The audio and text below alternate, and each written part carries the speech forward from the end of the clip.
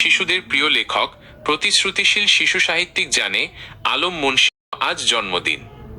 প্রায় ৩ দশক ধরে বাংলা সাহিত্যের পাতায় আপনার সদর্পে পথ চলা আমাদের গর্বিত করে। আপনার প্রতিটি ছড়া আর কবিতা যেন শিশুদের কল্পনার ডানা। একদিকে শিক্ষার আলো, অন্যদিকে মন কাড়া সুর। আপনার কলম এভাবেই জয় করে চলেছে হাজারো শিশু কিশোর ও পাঠকের হৃদয়। পাঠক সমাবেশের পক্ষ থেকে গুণী এই কবির জন্য রইল অনেক অনেক শুভকামনা ও ভালোবাসা। আপনার আগামী দিনগুলো হোক আরও সৃজনশীল এবং সাফল্যমণ্ডিত। শুভ জন্মদিন। তাই আজকের এই আনন্দঘন মুহূর্তে আমরা কবির থেকে তার হৃদয়ের কিছু কথা শুনতে চাই। কবির নিজস্ব শব্দে আমাদের শোনাবেন তার পথ চলার গল্প আর আগামীর স্বপ্ন। প্রিয় কবি, মাইক্রোফোন এবার আপনার কাছে। ধন্যবাদ আপনাকে। আজকের এই বিশেষ দিনের পেছনে ফিরে তাকালে কেবল একরাশ কৃতজ্ঞতা কাজ করে। দীর্ঘ ৩ দশক, প্রায় ৩০টি বছর কাটিয়েছি শব্দ আর ছন্দের ভুবনে। আমার জীবনের শ্রেষ্ঠ প্রাপ্তি হলো সেই সব শিশুদের নিষ্পাপ হাসি, যারা আমার লেখা পড়ে এবং তারা কল্পনার ডানা মেলতে শিখেছে। অনেকে জিজ্ঞেস করেন, কেন আপনি শিশুদের জন্য লিখেন? আমি মনে করি, একটি শিশুর শৈশব যদি সুন্দর আর স্বপ্নলীন হয়, তবেই একটি সুন্দর জাতি গড়া সম্ভব। আমার লেখায় আমি সবসময় চেষ্টা করছি শিক্ষণীয় বিষয়ের পাশাপাশি এমন এক মায়াবী জগৎ তৈরি করতে, যেখানে শিশুরা ডানা মেলে উঠতে পারে, বড় হতে শেখে। আজকের এই দিনে আমার একটাই চাওয়া, আমাদের প্রতিটি শিশু যেন স্বপ্নের বন্ধু হয়ে বড় হয়। পাঠকের এই অকৃত্রিম ভালোবাসা আমাকে নতুন করে কলম ধরার শক্তি যোগায়। আমি বিশ্বাস করি, আমার সবচেয়ে প্রিয় লেখাটি এখনো দেওয়া হয়নি। সেটি হয়তো আগামীর কোনো একদিনে কোনো এক শিশুর হাসি ফোটাবে। আমি আজকের এই দিনে আমার পাঠক সমাবেশকে আন্তরিক অভিনন্দন ও শুভেচ্ছা জানাই।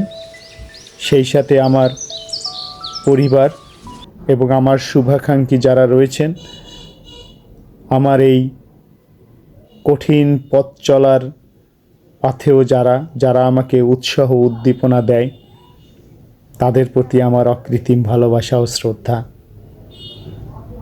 দীর্ঘ এই দিন যারা আমার পাশে ছিলেন, আপনাদের ভালোবাসাই আমাকে বেঁচে থাকার এবং লিখে যাওয়ার সার্থকতা দেয়।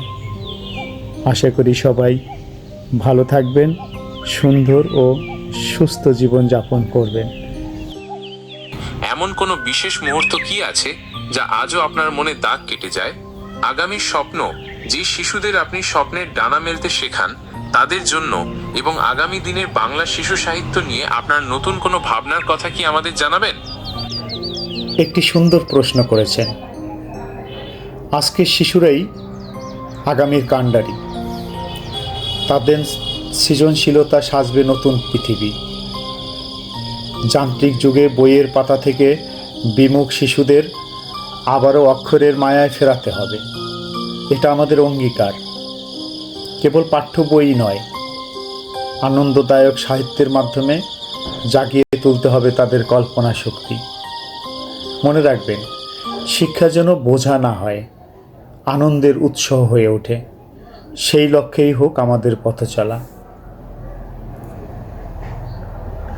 বিনোদনের মোড়কে শিক্ষার আলো ছড়িয়ে দিলেই পড়াশোনা হবে আরও সহজ এবং প্রাণবন্ত।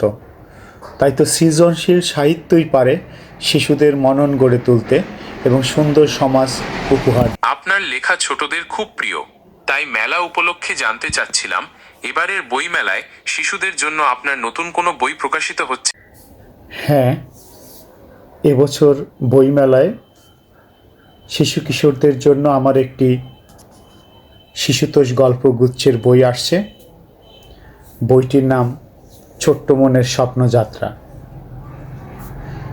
আমার লেখা এই বই ছোট্ট মনের স্বপ্নযাত্রা কেবল একটি গল্পের সংকলন নয়, এটি শিশুদের কল্পনার ডানা মেলার এক অবাধ আকাশ।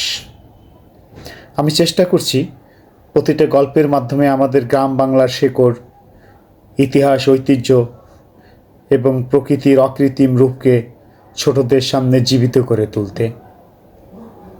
বাস্তবতার নিরিখে সাজানো প্রতিটি কাল্পনিক চরিত্র শিশুদের বিনোদনের পাশাপাশি সৃজনশীল হতে অনুপ্রাণিত করবে। তাছাড়া আনন্দময় পাঠের মধ্য দিয়ে শিশুরা প্রকৃতিকে ভালোবাসতে শিখবে এবং সুস্থ ধারার সংস্কৃতির সাথে নিজেদের পরিচিত করবে। সত্য, সুন্দর ও নান্দনিক জীবনবোধ গড়ে তোলার মাধ্যমে এই বইটি কোমলমতি শিশুদের এক সুন্দর ভবিষ্যতের স্বপ্ন দেখাবে। তাই তো আমার বক্তব্য হচ্ছে,